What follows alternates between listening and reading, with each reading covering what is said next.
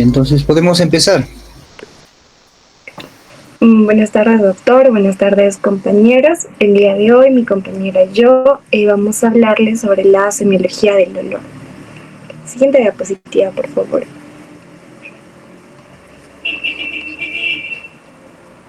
Para comenzar, tenemos que recordar que algia va a significar dolor y el dolor es un síntoma considerado el más frecuente en la práctica clínica. Este síntoma va a ser una señal universal de la enfermedad y, según la Real Academia Española, esta se define como la sensación molesta y afectiva de una parte del cuerpo por una causa interior o exterior.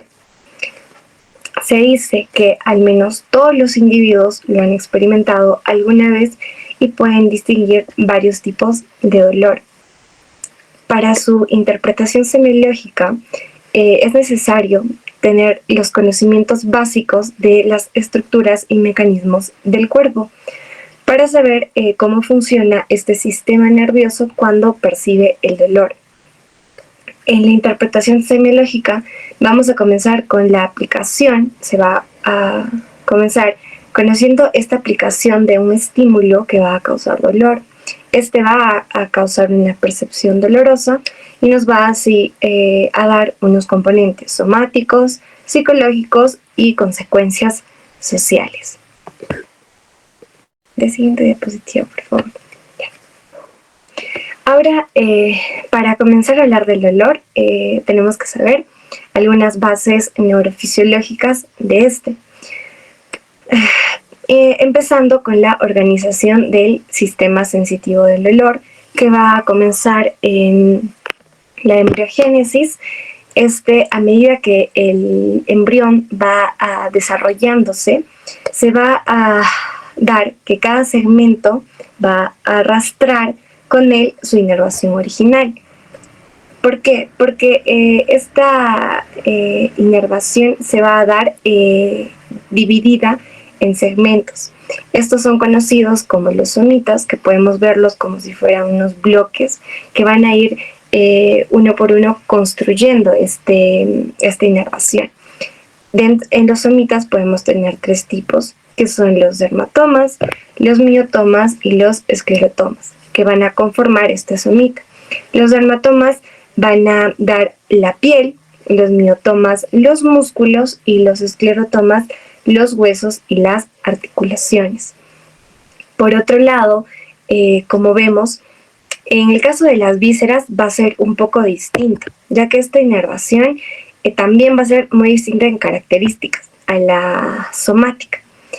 En las vísceras, estas van a salir a partir del intestino primitivo, a modo de esbozos, como vemos en la imagen, el intestino primitivo, y podemos ver los esbozos hepáticos, el divertículo respiratorio, la membrana coacal, que van saliendo de esta manera a forma de diverticulación para formar los distintos órganos, los pulmones, el hígado, el páncreas, etc.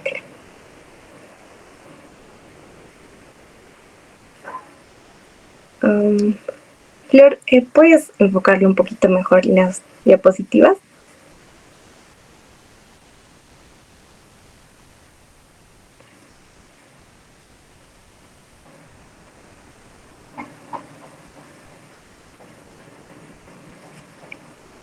Ya, creo que era así.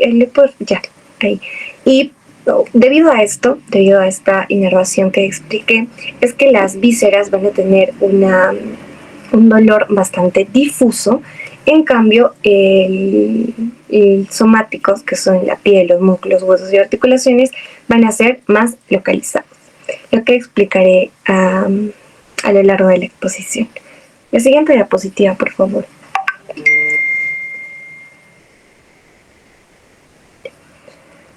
Ahora vamos a también, dentro de estas bases neurofisiológicas del dolor, tenemos que hablar sobre los nociceptores. Los nociceptores van a ser estas terminaciones nerviosas libres de neuronas sensitivas periféricas que van a ser como las alarmas del cuerpo.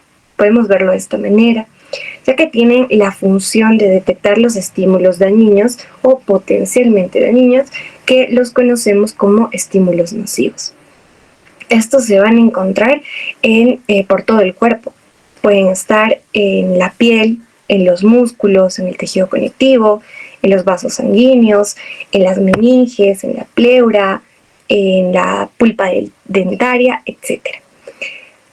Ahora, los estímulos nocivos que vamos a tener pueden ser de tres tipos. Pueden ser térmicos, mecánicos o químicos. Los térmicos se pueden dar por elevadas temperaturas o muy bajas temperaturas. Los mecánicos, ejemplos clásicos, un corte o un golpe. Y los químicos pueden ser debido a toxinas, irritantes o una inflamación. ¿Cómo va a ocurrir esto? Vamos a ver que en la imagen que está al lado derecho, podemos ver que el nociceptor va a detectar estos estímulos nocivos, este daño, y va a enviar una señal eléctrica por una neurona sensitiva. Esta señal va a viajar por los nervios periféricos hasta la médula espinal, específicamente en la sustancia gris de la región dorsal, y desde ahí la señal va a ascender por la médula espinal hacia el cerebro, pasando por el tálamo. Este va a ser muy importante porque es el centro de procesamiento sensitivo, y finalmente va a llegar a la corteza cerebral, donde se hace consciente este dolor, donde realmente lo sentimos. Un punto importante acá es que la adaptación del dolor es nula o escasa. Eso significa que, a diferencia de otros receptores, como pueden ser los del tacto o los del olfato, estos no se acostumbran a los estímulos nocivos. Significa que el dolor va a persistir mientras el estímulo dañino esté presente.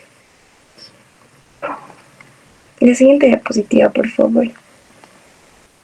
Bueno, para explicarla mejor, vamos a volver a repetir, pero un poco a profundizar sobre lo que pasa. Cuando tenemos el daño en el tejido, como dije, puede ser por cuando te quemas o cuando te cortas, estas células van a ser dañadas, entonces van a liberar sustancias químicas, como pueden ser prostaglandinas, bradykininas, histaminas, etc. Estas van a pasar a activar a los nociceptores. Son como necesitan esta liberación de sustancias para que los nociceptores se den cuenta de que las células están siendo dañadas, para generar esta señal eléctrica, y que van a viajar a través de las fibras nerviosas, que vamos a tener las fibras A, delta, y las fibras C, que las fibras A, delta van a ser las rápidas y las fibras C van a ser las lentas. Esto va a tener una característica porque van a diferenciar el dolor. En el caso de las fibras A, estas van a ser un dolor agudo, un dolor punzante, y en cambio la fibra C va a ser un dolor más sordo o un dolor más continuo. Van a viajar por estas vías y van a llegar al ganglio de la raíz dorsal, como vimos ya en la médula espinal. Acá va a haber una activación de la primera neurona, y una vez dentro de esta médula espinal, va a dirigirse a la sustancia gris dorsal, como lo mencionamos, donde también va a liberar estos neurotransmisores para que pueda cambiar, porque hace una contralateralización, para ir así ascendiendo hacia el tálamo.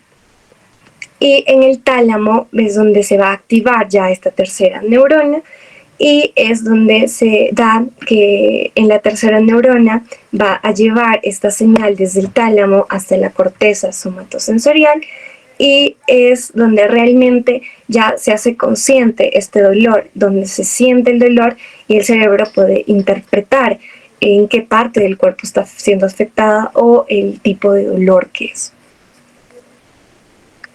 Dentro de estas, de toda esta explicación, son las 4 fases, donde es la transducción, la transmisión, la modulación y la percepción. La La transducción es el inicio, en el momento en el que nos lastimamos, genera el estímulo, los nociceptores lo detectan y este se convierte en la señal eléctrica. La transmisión es por donde viaja desde la periferia a través de los nervios, de las fibras, y va a llegar a la médula espinal, sube al tálamo y lleva a la corteza cerebral. La modulación es cuando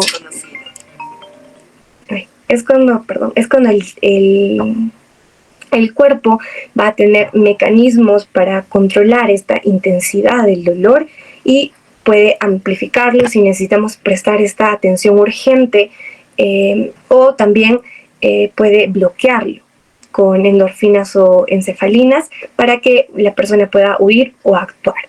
Y la percepción, como le dije, es donde interpretamos el tipo de dolor, dónde nos duele o hasta qué tan fuerte es este dolor.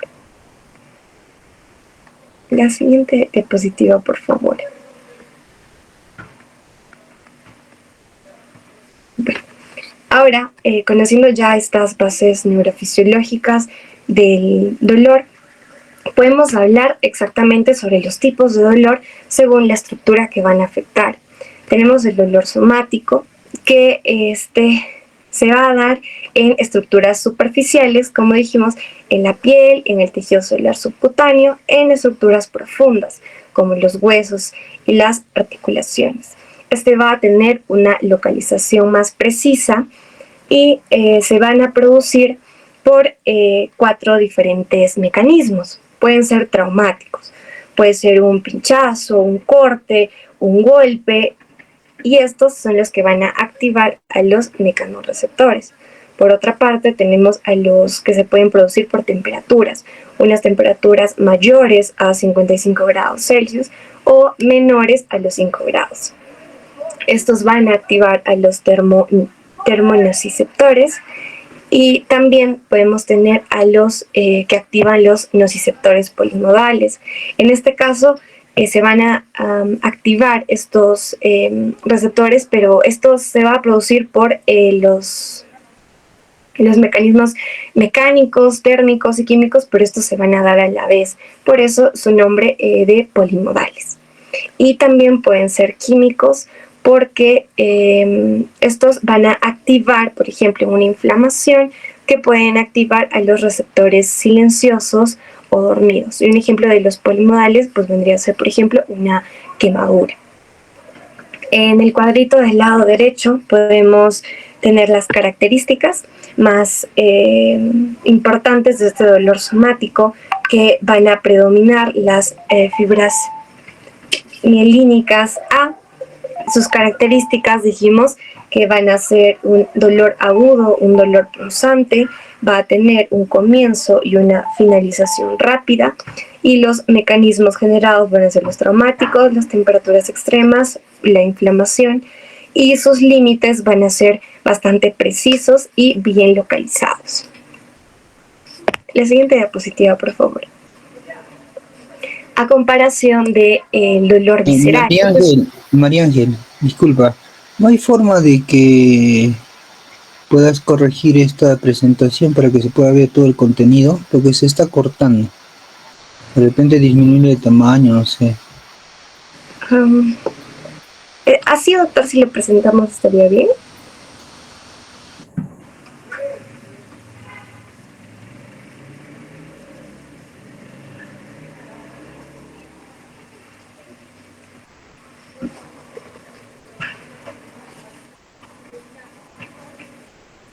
No.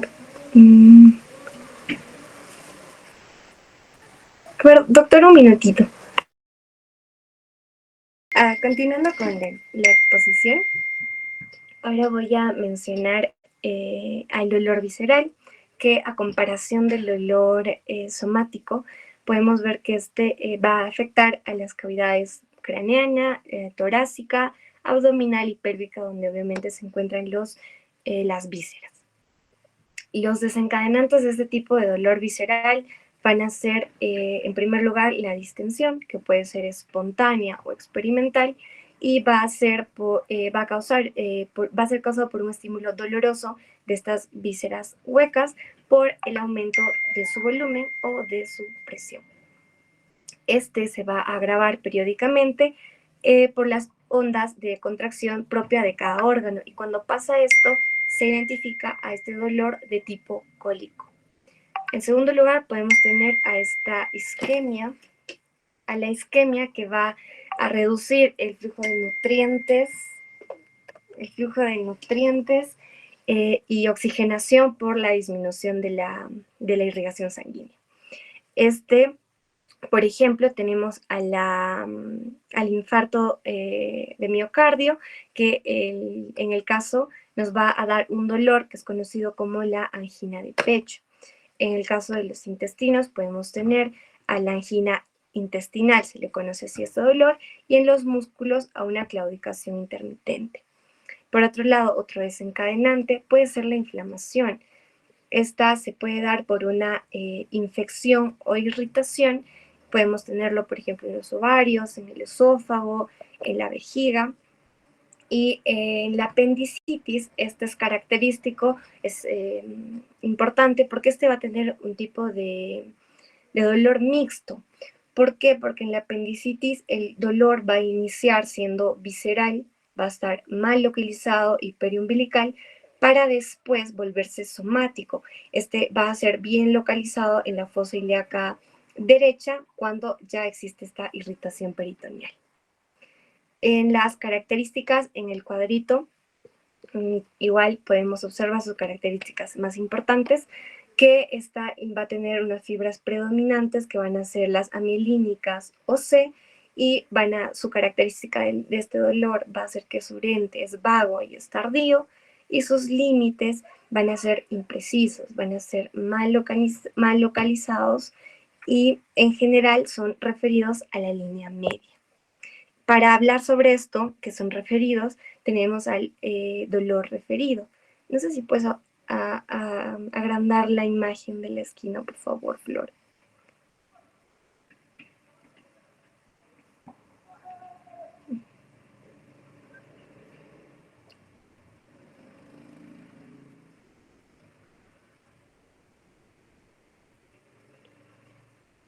Ya, ahí está bien. Para hablar del dolor referido, puse esta imagen porque cuando una persona siente dolor en una parte del cuerpo que está situada bastante alejada del tipo que lo origina, como vimos que este tipo es bastante difuso, el dolor visceral, se le va a llamar dolor referido. En muchas de estas dolencias viscerales, este dolor referido a veces es el único signo clínico que tenemos. Cuando el dolor visceral va a quedar referido a la superficie del cuerpo, la persona en general lo va a localizar en el dermatoma del segmento del que procedía este órgano. Como en la explicación lo dije, estos órganos se van a dar por una diverticulación, o sea, se alejan de su segmentación inicial. Y no necesariamente este dolor es donde se halle, bueno, no va a ser exactamente donde se halle ahora el órgano. Por ejemplo, tenemos el corazón. El corazón deriva del cuello y de la parte superior del tórax. Es por eso que cuando hay esta angina de pecho, este dolor de origen cardíaco va a quedar referido a esta zona lateral del cuello. Y otro ejemplo también podríamos tener al estómago. El estómago va a tener este dolor referido en el epigastrio anterior, por encima del ombligo.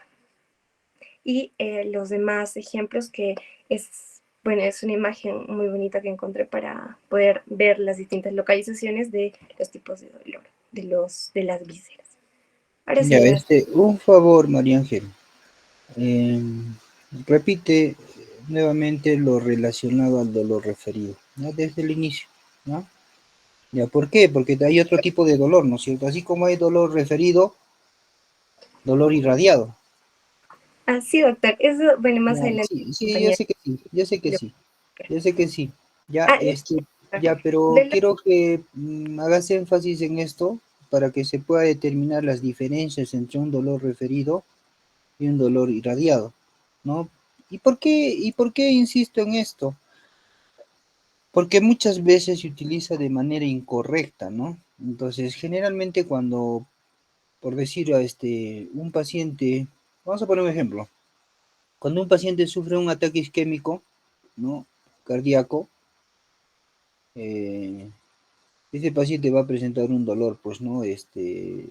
Precordial, ¿no? Y a veces de manera equivocada, irradiado, dice, ¿no? O sea, la gran mayoría utiliza ese término de irradiado, ¿no? Un dolor irradiado a hombro izquierdo y a la región cervical y a la región mandibular, ¿no? En sí no es un dolor irradiado, sino es un dolor referido. Y por eso es que quiero que un poco expliques nuevamente, por favor, ¿no? Sí, ¿Cuáles doctor. son las características? ¿No?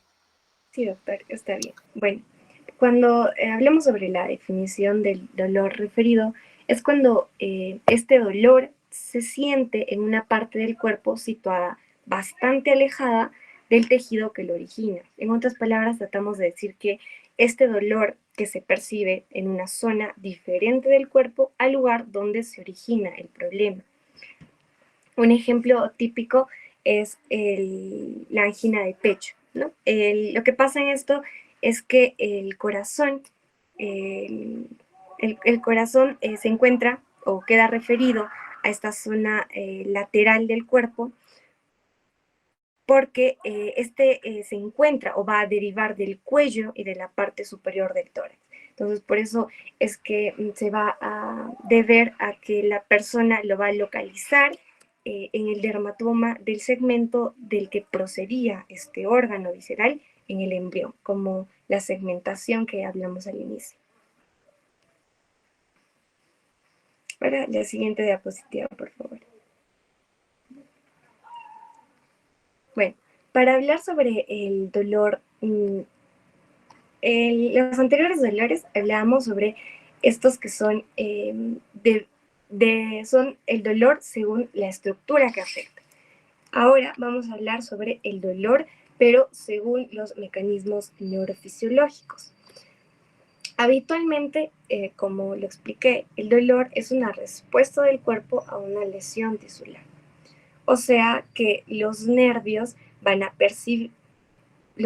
perciben este daño, envían una señal de peligro al cerebro, este envía mecanismos para tratar de sanar, ya sea espontáneamente o por medio de un tratamiento que recibamos, y el dolor disminuye. Esto es de manera habitual, pero en el dolor neuropático puede estar causado por una etiología diversa. Este puede ser sutil o inaparente y hasta puede aparecer después de curar el daño que lo está causando.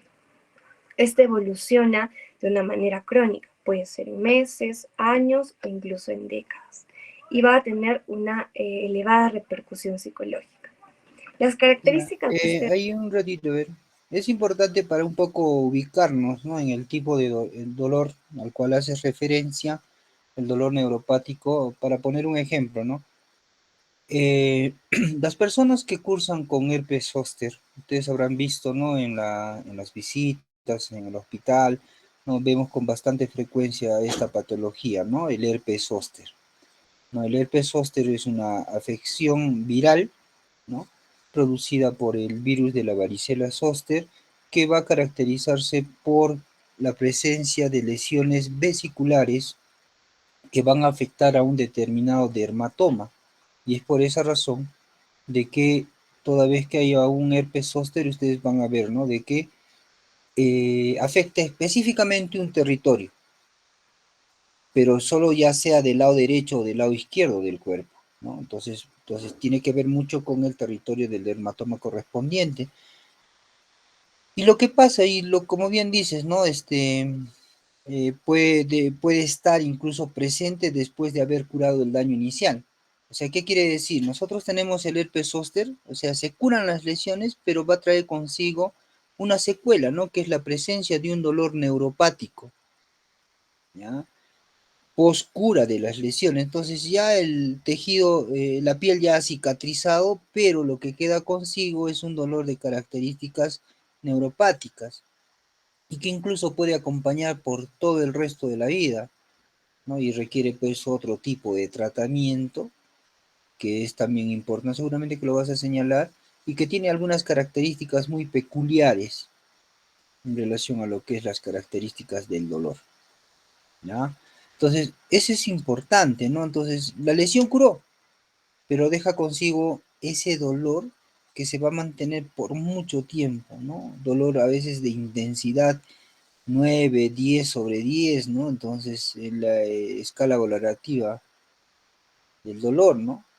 Entonces, es importante ello, por favor, ¿no? O sea, bien lo ha mencionado acá, qué lo causa y cómo se va a presentar este dolor de características neuropáticas, ¿no? A ver, continúa, Está bien, María doctor. Ángel. Como bien lo mencionaba el doctor, un ejemplo clave es el dolor herpético, que es el que, a pesar de que esta pueda estar, hay un dolor persistente después de una infección por herpes zóster. O también otro ejemplo que podemos poner es el de la neuropatía diabética. Hay un ardor, hay un hormigueo o una pérdida de sensibilidad en las pies, en las manos. En estas características del dolor neuropático, como le mencioné, este puede ser permanente o intermitente. Va a variar bastante en intensidad y en duración y va a causar un déficit para otros tipos de sensibilidad. En algunos casos no necesita de un estímulo externo para originar esta señal de dolor y tampoco responde a los AINES, pero a veces sí responde a algunos psicofármacos. Es por eso que en la fisiopatología de este dolor neuropático se explica que se va a originar por una lesión o una disfunción del sistema nervioso, que puede ser periférico, que se da en los nervios que salen de la médula espinal, o que puede ser central en la misma médula espinal o en el cerebro. Estos pueden estar acompañados de alodinia mecánica y térmica, la hiperalgesia mecánica y térmica y la hiperpatía, términos que vamos a explicar en esta exposición.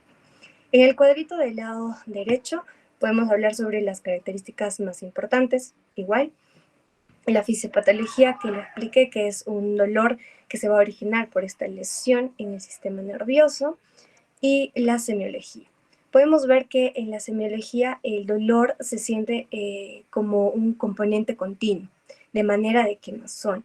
Significa que el dolor está presente todo el tiempo y se puede sentir como una sensación de ardor constante. Otro puede ser el componente fulgurante o intermitente como descargas eléctricas. Esto significa que a veces el dolor aparece en ráfagas breves e intensas, como si fueran corrientazos, como lo hice, eléctricos. Y puede ser intermitente porque no siempre está presente. También puede presentarse a manera de disestesias o hormigueos. Esta va a ser la sensación anormal y desagradable, como si fuera un cosquilleo o un hormigueo, que puede presentarse sin estímulo o con estímulos leves. Su topografía es el área donde se va a sentir el dolor, que coincide con la distribución de, como su fisiopatología, del nervio dañado o de una estructura del sistema nervioso, como es que puede ser periférico, el tronco y la raíz, o central, en un dolor hemicorporal, que puede afectar grandes áreas, ¿no? El dolor de un solo lado del cuerpo, como le dice, hemicorporal. En el examen clínico podemos ver signos de hiposensibilidad. Esto significa que hay una disminución de la sensibilidad, puede ser una hipoestesia o una anestesia.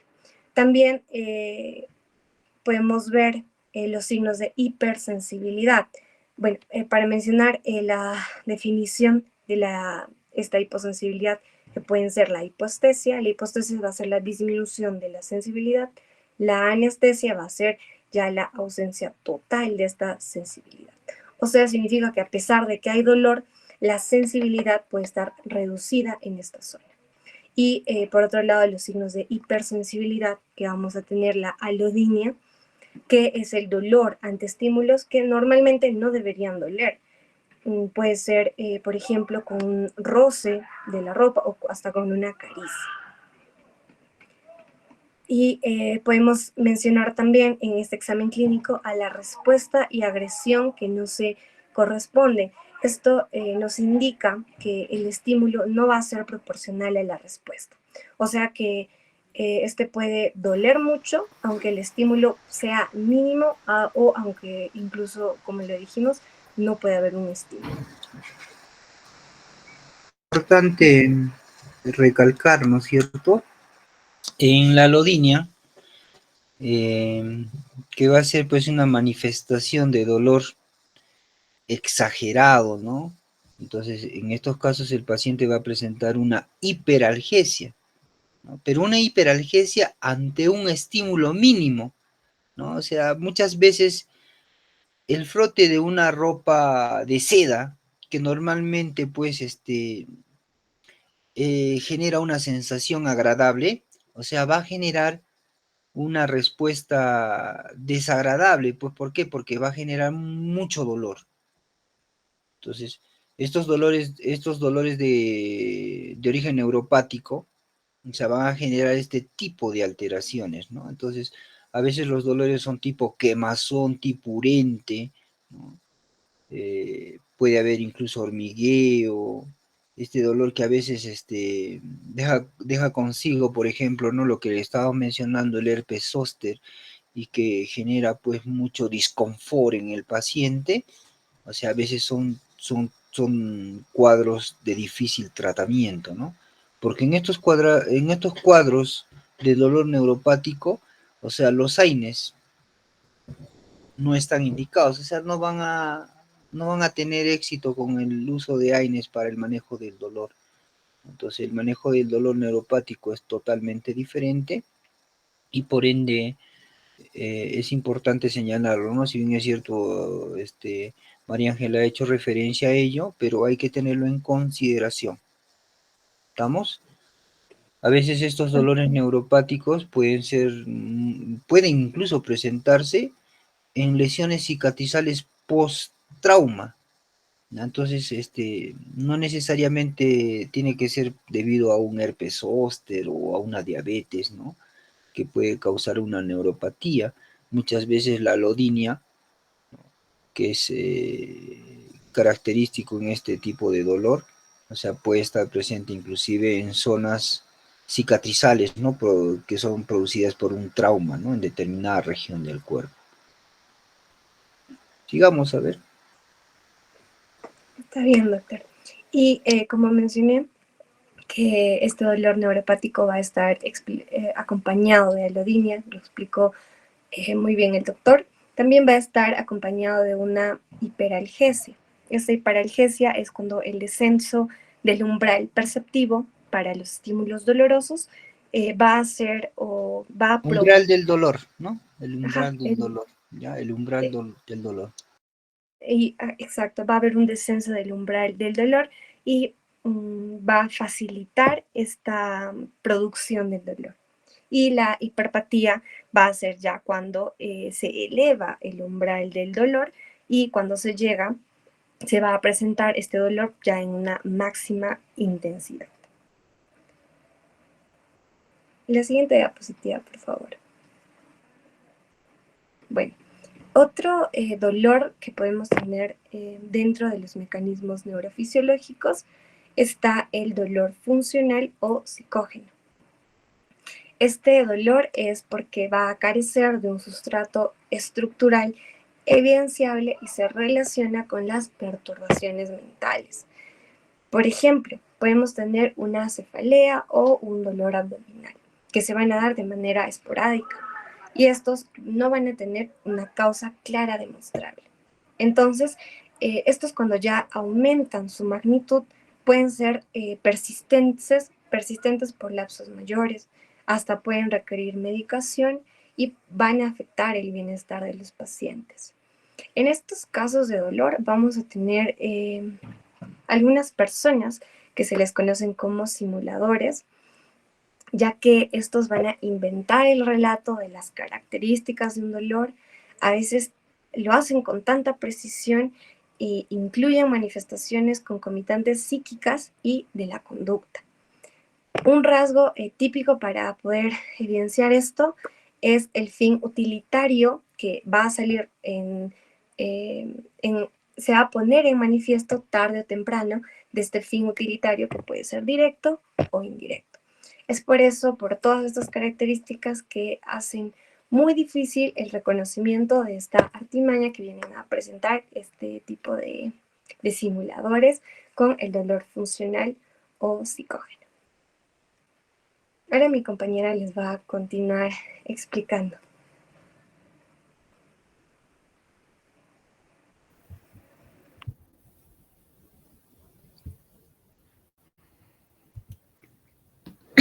Bueno, continuando con la exposición, vamos a ver que, bueno, para poder nosotros sistematizar, sistematizar el interrogatorio del dolor, vamos a tener vamos a tener en forma ordenada los siguientes aspectos, recordando la memotecnia de Alicia, ¿no? Primero vamos a tener la aparición, la localización, la irradiación, el carácter, la intensidad y los atenuantes. Vamos a tener también algunas enotecnias para poder encontrar la causa, que va a ser vascular, inflamatorio, la neoplásica, la degenerativa, las infecciosas, las congénitas cardiovasculares, las autoinmunes, los traumas o los endocrinos metabólicos. Bueno, vamos a hablar primero de la aparición. Bueno, es importante esto para ver, para preguntar al paciente cuándo inició el dolor, si es que el dolor va a ser agudo o enfermedad nueva o de corta duración, si es que si es que van a ser paroxísticos, es decir, si es que va a haber un enrojecimiento de la piel o episodios de dolor intenso, o más que todo va a durar aquí minutos a horas, ¿no? O si es que el dolor va a ser crónico, ya que se va a referir a una enfermedad antigua, sin cotejo automático, esto va a ser de larga duración, puede durar semanas o meses. O también puede ser de otro aspecto importante, que va a ser de la velocidad de instalación, que aquí van a ver básicamente los dolores de instauración súbita y que van a ser sugerentes de un mecanismo vasculares, como puede ser la trombosis o la embolia. O o también puede ser de una rotura de vísceras, ¿no? Como puede ser en un embarazo ectópico o una perforación de víscera hueca. Ahora, en la localización tenemos que preguntar al paciente dónde le duele, ¿no? Básicamente, esto nos va a ayudar a establecer el órgano y el proceso en que lo afecta. Los más evidentes aquí van a ser los dolores en las extremidades. Y bueno, básicamente vamos a tener a los tres dolores, como podemos ver en la imagen, al dolor visceral, que básicamente este tiene límites imprecisos y va a estar localizado en la línea media o en ambos lados. Va a estar caracterizado básicamente porque va a estar, bueno, aquí suelen estar inquietos y la compresión va a mitigar al dolor. También va a haber el dolor parietal, que este va a estar en estructuras superficiales y se va a localizar en la proyección del órgano que lo origina. Es decir, que el abdomen no se moviliza con la respiración y bueno, el paciente aquí va a estar inmóvil, ¿no? El dolor lumbar también va a ser importante ya que se proyecta al dorso por el mecanismo de dolor deferido. Su característica va a ser que van a estar causados por afecciones genitourinarias y también gastroenteritis y la disección de un aneurisma de la aorta abdominal. También vamos a tener al dolor intenso y sostenido, ya que su localización va a ser básicamente que van a surgir, ¿no? En el comportamiento visceral de tórax. Y dentro de sus características vamos a ver las enfermedades de origen coronario, ¿no? Como puede ser la angina de pecho, el infarto de miocardio, un aneurisma disecante o o esofágico, ya que puede ser por una ruptura o una perforación. En la irradiación vamos a ver que... A ver, Flor, a ver, regresa, por favor. Regreso. Miren, es importante cuando tú hablas de localización, o sea, tienes que señalar, o sea, no solamente pues me leas, ¿no? O sea, qué es lo que tienes aquí en la diapositiva, sino tienes que poner ejemplos, pues. Mira, por ejemplo, ¿no? Hablamos, para seguir muy lejos nomás de algo que hemos hablado hace poco, de ese dolor referido, que es bastante característico en un infarto agudo de miocardio o un síndrome isquémico coronario agudo, ¿ya? Muy característico el dolor, que si bien es cierto va a presentar un dolor precordial, ¿no? Y que se va a referir, ¿no es cierto? Es un dolor referido a nivel de hombro izquierdo, miembro superior izquierdo, región cervical, región mandibular, ¿no? Entonces, pero lo que tú tienes que señalar es lo siguiente, ¿no? De que muchas veces la localización del dolor no guarda relación, ¿no? Con la localización del órgano o de la estructura anatómica afectada. Entonces, por eso es importante hablar de la localización de estas características semiológicas del dolor. Justo estás hablando de localización, pero solamente me estás mencionando, ¿no? ¿No? De las características que tiene este dolor, ¿no? Es un dolor intenso y sostenido, ¿no? Pero háblame, ponme ejemplos para que un poco más se entienda esta parte de la localización. Porque si tú ves bien esta diapositiva y este cuadrito que tú estás presentando, o sea, ni siquiera encaja dentro de lo que es localización, ¿ah? Ya por eso me gustaría de que pongas ejemplos, o sea, le pongas un poquito más de énfasis a esta situación. ¿Por qué? Porque toda vez que nosotros evaluamos, ¿no es cierto?, desde el punto de vista semiológico, lo que es el dolor, o sea, entra a tallar el famoso Alicia Peck.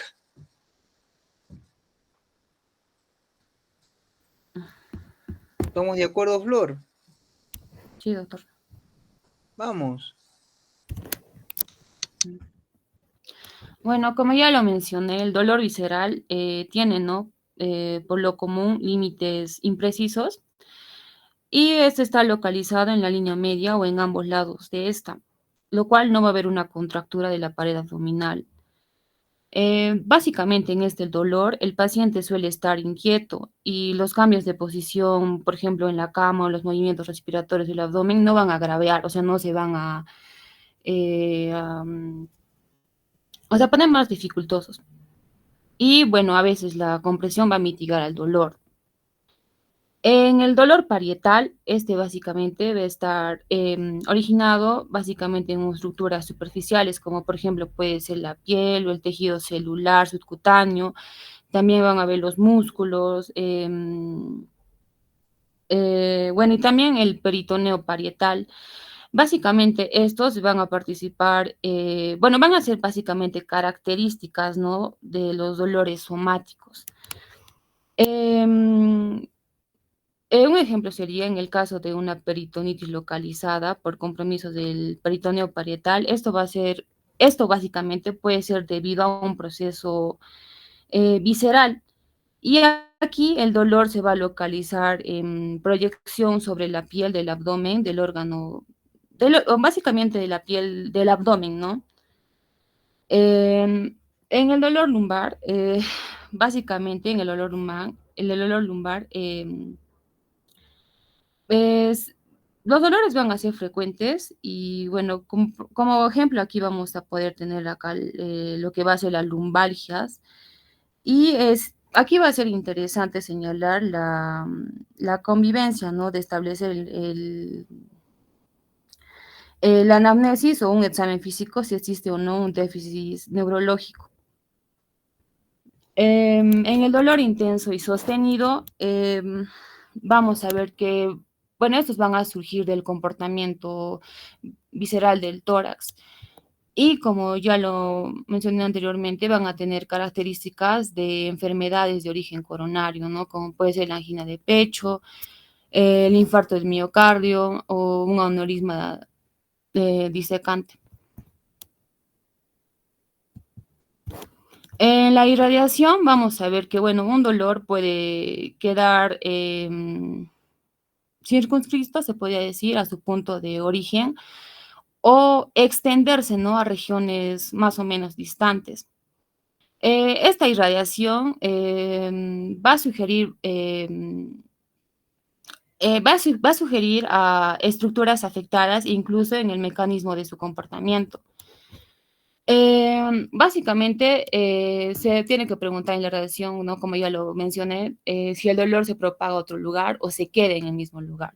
Es decir, si se tiene que determinar si el dolor se extiende, ¿no? A otras partes del cuerpo, como puede ser el dolor torácico irradiado al brazo. También un ejemplo puede ser la pancreatitis aguda, que se expresa por una epigastralgia, lo cual eso se propaga, ¿no? Hacia el dorso, como si el paciente estuviera atravesado por un cuchillo. Eh, También, bueno, más que todo eso, ¿no? Cuando hablamos de radiación es cuando el dolor se irradia, ¿no? Hacia otras áreas del cuerpo. Ya, Flor, una pregunta, regresa. ¿Qué diferencia hay entre dolor referido, dolor irradiado y dolor propagado? Em, en el dolor referido, doctor, básicamente Ah, es aquel que se siente, ¿no? En una zona del cuerpo. ¿Cómo le explico? Ya, se siente en una zona diferente a donde está la lesión. Esto puede ocurrir debido a que diferentes estructuras del cuerpo pueden ser inervadas. Por ejemplo, puede ser un dolor de mandíbula durante un ataque cardíaco, puede ser. Y este dolor de frío también puede ser extensa y puede dificultar también a la localización del origen, doctor. ¿y Eh, el irradiado? en el irradiado, básicamente, doctor, se siente bueno, esto puede ser causado por irritación o también por compresión de un nervio y este puede ser asociado a síntomas neurológicos. También se puede, bueno, se siente como una zona bueno, de dolor bueno, básicamente, doctor, acá el nervio va a estar afectado, bueno, el nervio va a estar afectado básicamente aquí en este dolor. ¿Y el propagado? Ay, eso sí no me acuerdo. ¿Mm? Mm, Eh, nada, el prepago, ya. Mira, es importante poner mucho énfasis en esas definiciones, ¿no? De dolor, ¿no? Tipos de dolor, ¿no? Dolor referido, dolor irradiado, dolor propagado. ¿Qué características tiene el dolor, ¿no? Por ejemplo, propagado? ¿Qué difiere de un dolor referido? Pues si bien es cierto, María Ángela ha explicado ello, entonces es importante tenerlo en cuenta. Mm. Porque si yo les pongo un caso clínico y les doy algunas características en cuanto a lo que es dolor, y, y les pido que marquen lo correcto, entonces tendrán que hacerlo, pues, porque se supone que de eso está hablando, ¿no? Y ustedes son los llamados a esclarecer, ¿no? Cada una de estas cosas que van apareciendo. Ahí continúa, Flor. ahora vamos a hablar acerca del carácter. Y la pregunta que tenemos que hacer al paciente es cómo se siente el dolor. Vamos a ver que el carácter se puede definirse como, bueno, el paciente nos va a mencionar diferentes tipos de dolores, por lo cual nosotros debemos diferenciarlos, ¿no? Como vamos a ver el dolor punzante. Y el paciente nos describe como como una lanza, y un ejemplo claro acá sería una pleuritis. Ahora, si el paciente nos menciona que tiene un dolor urente, es decir, que le quema, como por ejemplo podríamos tener una úlcera gástrica. Ahora, si el dolor es constrictivo, es decir, que le aprieta, podríamos tener un ejemplo claro que va a ser un infarto de miocardio. Eh, y si el dolor va a ser constrictivo, o sea, perdón, si el dolor va a ser transfi, transfiante, es decir, que se A ver, va de nuevo. transfiante, doctor, Ah, transficiante, transfixiante. transfixiante. Transfixiante. Ujú. Es decir, que el paciente nos va a describir que el dolor se va de un lado a otro. Por ejemplo, podríamos tener una pancreatitis. Y si el dolor va a ser sordo, es decir, que va a ser una baja intensidad, va a ser molestoso y va a ser prolongado, o sea, va a ser, eh, es decir, por etapas puede ser un cáncer. Si el dolor va a ser exquisito, va a ser muy agudo o muy fuerte. Por ejemplo, podríamos tener una neuralgia. Y si el dolor va a ser fulgurante, es decir, la descripción sería del paciente un golpe eléctrico, vamos a tener una polineuritis. Y si el dolor va a ser desgarrante, o sea, como algo que se rompe, vamos a tener un aneurisma disecante. Ahora, si el dolor va a ser terebrante, o sea, como un taladro, sólido como un taladro, vamos a tener como ejemplo a una odontalgia. Y si el dolor va a ser pulsátil, es como latidos, podemos hablar de un absceso o de una migraña. Y si el dolor va a ser tipo cólico, es decir, como un retortijón, vamos a hablar acerca de un problema biliar o renal. Ahora, si el dolor va a ser gravativo, vamos a ver que la descripción del paciente sería con una sensación de presión y de pesadez, por lo cual tenemos un ejemplo de hepatomegalia. Ahora, en intensidad, vamos a ver que, bueno, esto es muy importante, ya que el paciente viene con, bueno, con un dolor y se le pregunta, ¿no?, al paciente cuánto le duele. Por esto vamos a tener la escala de EVA, que es muy importante, la escala visual analógica, ya que es una evaluación, ¿no?, que se le ofrece al paciente. Tiene que ser de segmento de recta horizontal, de 10 centímetros, con divisiones de cada uno 1 centímetro, pidiéndole al paciente, ¿no?, que marque el punto en el que considera que se encuentra su dolor, partiendo de la base de que en el extremo derecho sería 10, lo cual estaría el dolor máximo, y en el extremo izquierdo el 0, que vendría a ser la ausencia del dolor. Esta prueba suele ser útil ya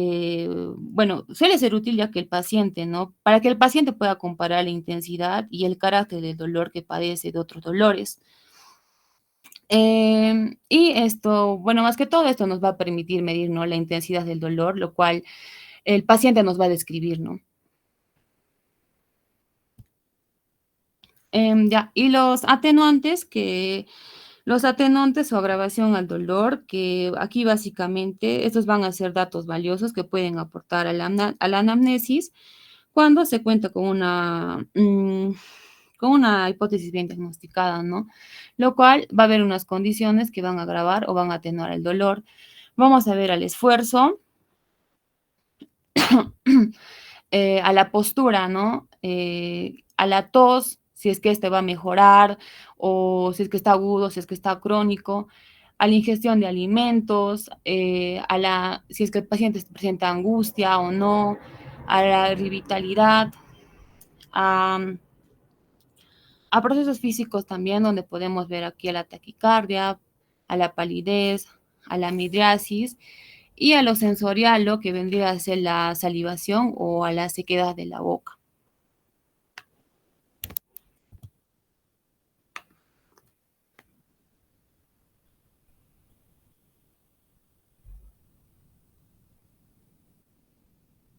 Eso, y en la colita para ya terminar, ¿ya?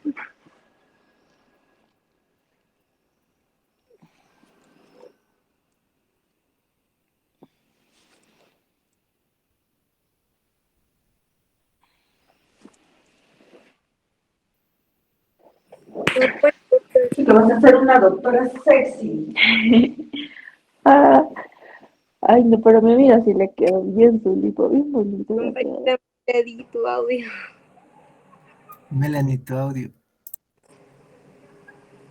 Bueno, doctor, para culminar, hicimos una tablita del examen sensorial que después de examinar la sensibilidad podemos concluir si hay distintos tipos de sensibilidad. Esto es un cuadrito que tiene las terminaciones creo que más relevantes para que todos mis compañeros puedan recordar de cualquier término que deseen.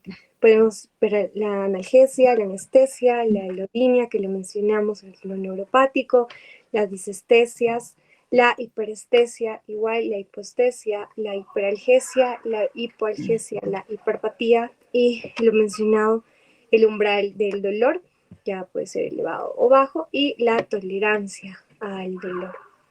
Espero que les haya gustado nuestra exposición.